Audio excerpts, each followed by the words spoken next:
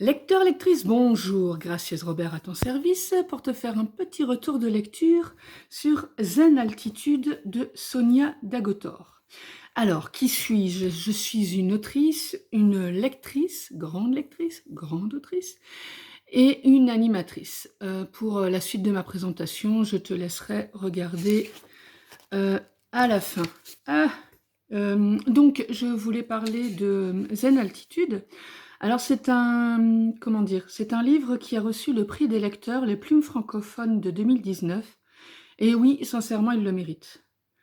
Moi, j'ai passé un super moment de lecture. Et je vais faire une petite pause. Normalement, ça se voit pas, mais moi, j'aime bien le faire en direct et directement suivi parce que je vais aller chercher le résumé.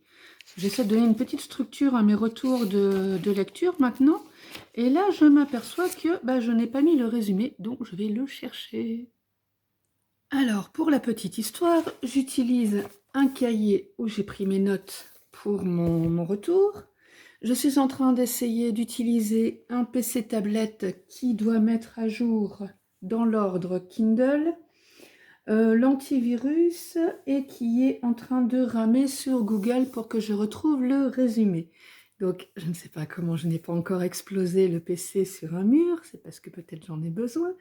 Mais là, j'avoue que je commence à perdre un petit peu patience parce que ça fait au moins 5 minutes que j'attends que tout soit prêt et je n'ai toujours pas mon résumé. Voilà, je vais refaire une petite pause pour aller voir si l'autre a enfin terminé de se mettre à jour. Bon, on avance. Donc, étant donné que j'ai enfin réussi à ouvrir Google, je m'aperçois que Zen Altitude est aussi une agence de vol touristique en montgolfière à Saint-Sever de Rustan, en France. Ne me demandez pas où ça se trouve, j'en ai aucune idée. Département 65. Alors, c'est où ça? Ça, c'est juste pour la petite histoire. Donc, apparemment, oui, on peut faire des... On peut survoler les paysages en montgolfière. Personnellement, ce sera sans moi. Et dans l'histoire, je n'ai toujours pas mon résumé. Non, je n'ai aucune idée. Mais en même temps, je suis une brêle en géographie. Et il veut pas me répondre parce qu'il me boude. Apparemment, je lui envoie des mauvaises ondes. Donc voilà, je n'ai toujours pas mon résumé non plus. Donc j'essayais de meubler un petit peu avec mon histoire de voyage en montgolfière, mais ça ne fonctionne pas. Alors, comment on réduit? C'est à côté de Troulay-la-Barthe et Montmoulous. Bon, ça c'était juste pour la blague. Apparemment, c'est dans les Hautes-Pyrénées. Donc voilà. Ce qui est marrant, c'est que l'histoire ne se passe pas du tout dans les Hautes-Pyrénées, mais plutôt du côté des Alpes, si je me rappelle bien. Alors, on va essayer quand même de mettre la main sur le résumé, parce que je me suis bien amusée à raconter un petit peu mes petits déboires à côté, mais ce serait bien quand même qu'on avance sur ce retour de lecture. Alors, voici le résumé. Alléluia. Si, comme Bérénice, vous avez peur des hommes, si, comme Stéphane, vous voulez arrêter de fumer, si, comme Fabrice, vous êtes trop timide, si, comme Isabelle, vous êtes hypocondriaque, maintenant il veut mon consentement. Oui, je consens à consulter et à lire la fin de mon résumé, merci. Donc, si, comme Isabelle, vous êtes hypocondriaque, c'est pas possible. Maintenant, j'ai un message de l'antivirus. On va y arriver, je vous le dis. Ou enfin, si, comme Audrey, vous êtes une maman au bord de la crise de nerfs, inscrivez-vous de toute urgence à la randothérapie Zen Altitude. Prenez de la hauteur sur le Monte Meta, situé en plein cœur de l'Italie.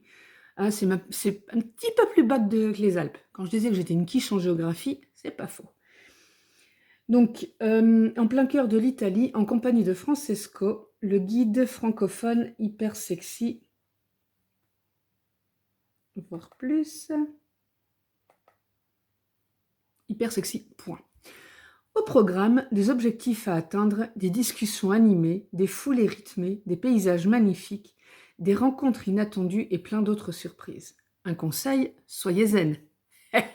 C'est pas vraiment mon cas pour l'instant, mais je trouve ça très drôle de faire un retour sur Zen Altitude, alors que je ne suis pas zen du tout parce que j'avais pas du tout prévu que mon PC allait me donner autant de problèmes.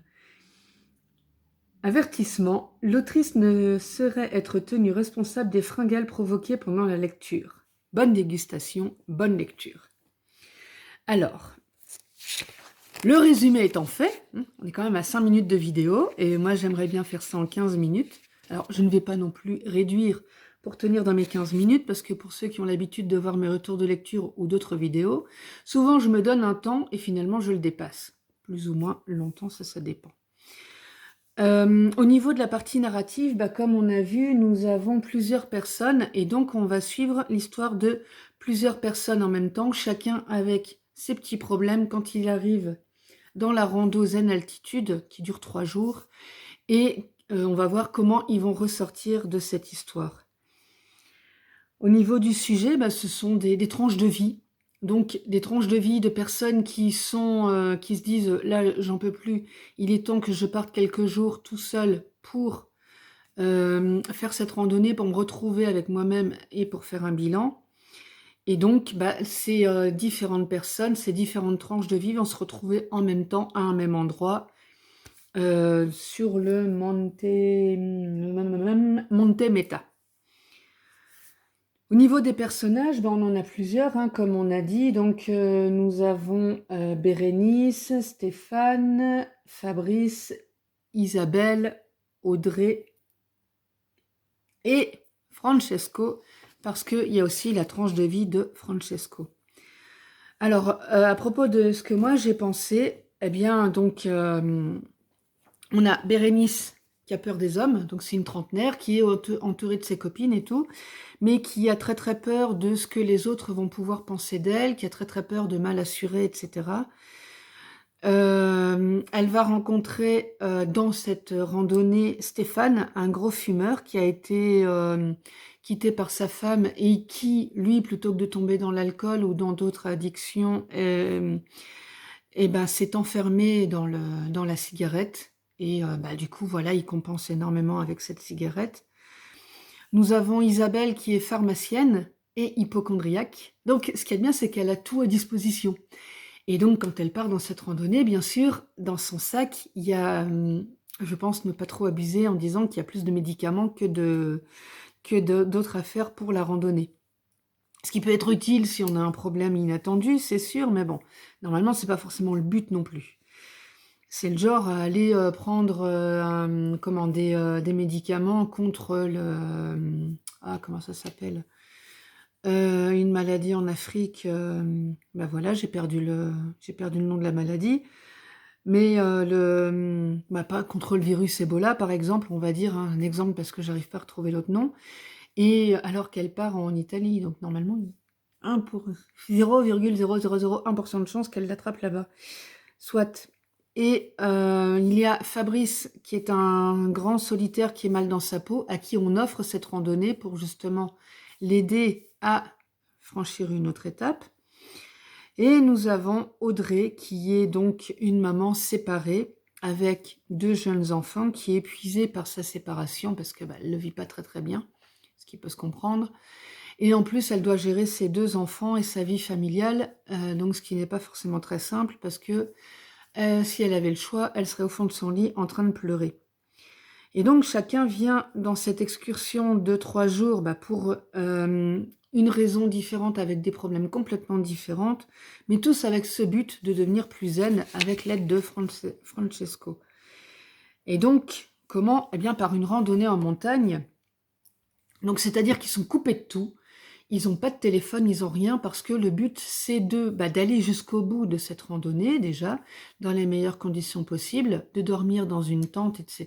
Donc, de se couper complètement de la civilisation et de se retrouver vis-à-vis de soi-même avec différents challenges que je ne citerai pas parce que chacun a son propre challenge défini avec Francesco. Et on va voir à la fin s'ils l'ont atteint ou pas. Bien sûr, on a des personnalités qui sont complètement différentes, on a des réactions complètement différentes face à un même événement et surtout, bah, quand on est en plein cœur de la montagne et qu'on se retrouve avec des gens qu'on n'a pas forcément envie de voir et qu'on est en randonnée, ça peut être compliqué parfois de passer du temps avec eux. Voilà donc bah, personnellement, j'ai passé un super moment, ça m'a vraiment, beaucoup amusée. Tant par les personnages qui ont été, très, très bien croqués, chacun dans sa problématique, avec entre les relations entre les personnages aussi qui m'ont paru très, très sympas et le beau Francesco, que j'ai imaginé comme un Italien, voilà, un sportif en plus, donc avec, des muscles là où il faut, le charme italien et cetera, mais non, ça n'est pas forcément mon personnage préféré. Alors dans mon personnage préféré, j'hésite parce qu'il y en a ils sont quand même assez attachants, tous autant, que les uns que les autres et je dirais quand même que Isabelle m'a pas mal touchée parce que, bah, c'est, justement, c'est celle qui soigne tout le monde, mais qui ne se soigne pas elle-même et c'est un mal qui est tellement fréquent dans notre société, c'est-à-dire d'aller s'occuper des autres pour ne pas s'occuper de soi et bah, c'est une manière de se voiler la face en disant: «Moi, je vais mal, oui, mais non, mais il y a un tel qui va plus mal que moi, donc je vais m'en occuper» et est-ce qu'elle va, réussir à soigner son comment dire? Alors je sais pas comment on dit, je ne pense pas qu'on dit son hypocondriaquie, mais bref. Est-ce qu'elle va soigner ce malaise permanent de: «Oh là là, j'ai des palpitations, ça y est, j'ai un problème de cœur, je vais prendre rendez-vous chez le cardiologue et tout», vous verrez en lisant ce livre. Quoi qu'il en soit, moi je l'ai lu très vite parce que bah, voilà, c'est une lecture très sympa sur en vacances, un soir comme ça, dans les transports ou quoi. Attention parce que quand on le commence, on a du mal à l'arrêter. Donc c'est vrai que moi, à chaque fois, j'avais 5 minutes, j'y retournais et tout pour le continuer, surtout que, bah, c'était en e-book, donc c'était d'autant plus pratique de l'avoir sous la main très, très souvent et très, très facilement. Voilà, voilà, je pense avoir fait le tour du livre. Donc bah, à recommander à qui? Bah, à tout le monde. C'est pas forcément un livre de nana, je pense pas, c'est un livre pour se détendre, voilà, c'est un livre sympa qui peut être lu par tout le monde et qui concerne, les problèmes des gens de, 25 ans et plus, on va dire. Donc voilà, donc en gros, lisez-le et à tout de suite pour ma présentation plus longue. Lecteur, lectrice, maintenant que tu as bien écouté la vidéo, je vais me présenter quand même, c'est toujours utile. Gracieuse Robert, donc une autrice hybride, mi-auto-éditée, mi-éditée, qui a donc écrit Ma vie en blog 1 et 2, deux romans feel good en auto-édition, Les voyages forment la jeunesse, en auto-édition aussi, donc l'histoire d'une femme qui essaie de sauver son couple en partant en voyage, un recueil de gracieuses notices et deux récréatures, Gracieuse tribulation d'une brouette et Gracieuse tribulation d'une fourchette. Je réalise aussi des interviews d'auteurs pour vous permettre de les découvrir sous un autre angle, des horoscopes, comme tu vois, des retours de lecture. Je suis disponible sur YouTube, Instagram et Facebook sur le même nom, Gracieuse Robert, et sur mon site lesgracieusetés.fun. Et aussi, de toute manière, il est accessible par le lien gracieusrobert.com. Donc, si tu as aimé la vidéo, tu peux activer, tu peux mettre un petit pouce bleu, la partager. Elle est aussi accessible aux personnes non-voyantes parce que de toute manière, on peut tout écouter. Activer la cloche pour suivre mes activités en mettant avec la petite fonction Instagram, avec la petite fonction pour les suivre en priorité et me soutenir sur Tipeee ou Utip, les liens étant en description parce que le reste de tout ça ne nourrit pas son autrice ni son assistant. Merci de ton écoute et je te dis à très vite sur un des réseaux sociaux.